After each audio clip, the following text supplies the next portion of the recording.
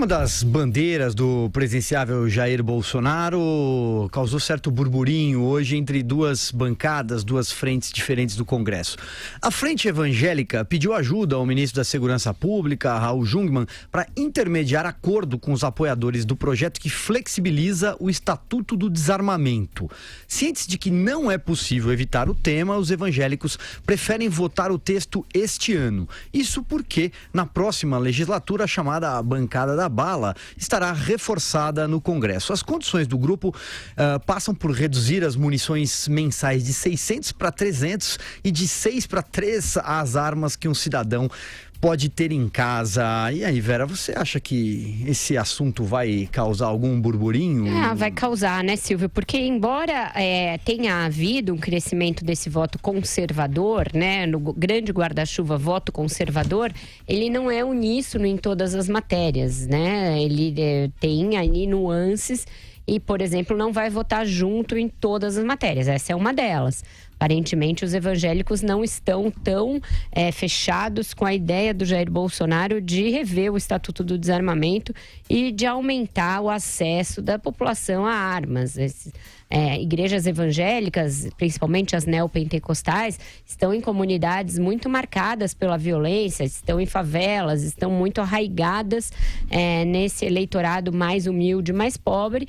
E há, entre os pastores de várias denominações, uma impressão, uma ideia de que franquear o acesso a armas pode aumentar o clima de insegurança para essa parcela mais vulnerável da população. Então, mesmo entre os chamados conservadores, alguns temas são controversos. Outro que deve causar controvérsia dentro do próprio bolsonarismo é a tal da PEC do veneno, que aumenta a possibilidade de uso, por exemplo, de agrotóxicos e outros defensivos. Os ruralistas são a favor, mas não necessariamente todos os outros apoiadores do Jair Bolsonaro serão.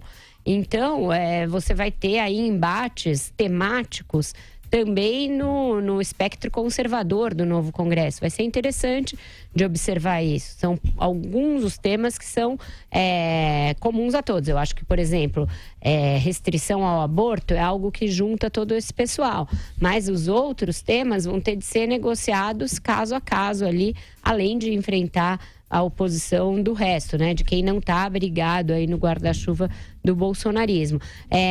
Nessa matéria chama mais atenção algo que a gente já falou aqui, que é esse oportunismo do Rodrigo Maia de abrir ali a caixa de ferramentas para tentar oferecer tudo aquilo que puder ao Bolsonaro. Nisso ele está tendo um certo contraste com o Eunício Oliveira, que também está de saída do Congresso, mas nessa matéria das armas, por exemplo, está dizendo que não vai colocar em votação no Senado. E você acha, hein, Andreasa?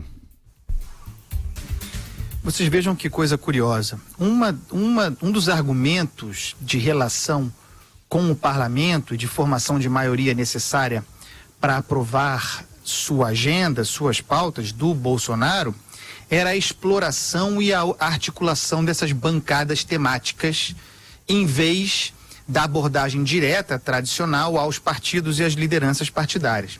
A ideia é que, especialmente eficiente para a pauta de costumes, e é disso que se trata, no final das contas, essa flexibilização do porte de armas, essas bancadas temáticas se agrupariam em favor do interesse de uma delas, cada uma à sua vez. E já temos aí um exemplo de ruído nessa estratégia.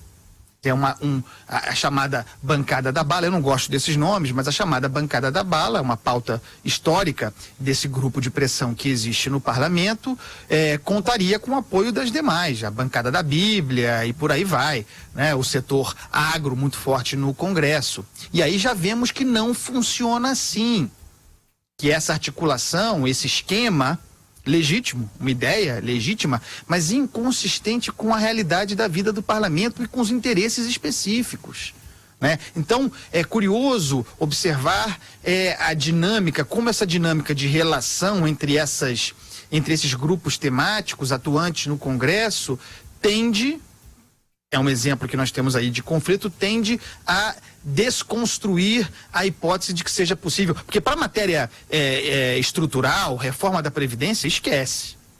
Se quiser fazer, vai ter que falar com os partidos.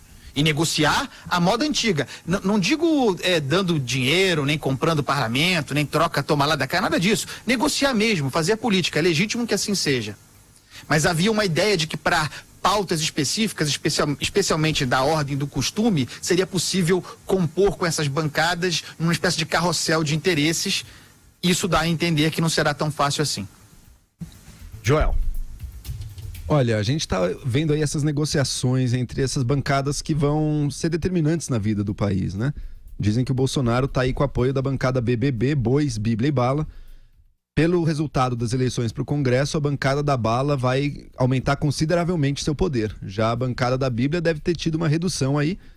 E é curioso, a questão do desarmamento claramente está muito próxima do núcleo dos interesses aí da chamada bancada da Bala, que inclui policiais, militares. E não está tão perto assim do núcleo de interesses da bancada evangélica, da bancada da Bíblia, né? Existe alguma divergência entre os evangélicos, entre alguns são mais contra o armamento, outros são mais a favor, mas também não é uma pauta central para eles. Mas eu acho interessante que essa discussão mostra um pouco que talvez seja um novo normal para o Brasil. Antes a gente estava discutindo, será que o cidadão brasileiro vai poder ter arma ou não ter arma? Agora a discussão está em outros termos, tá? Será que ele vai poder ter 6 armas ou apenas 3? Esse é o novo normal aí da nossa discussão das pautas mais conservadoras no Brasil.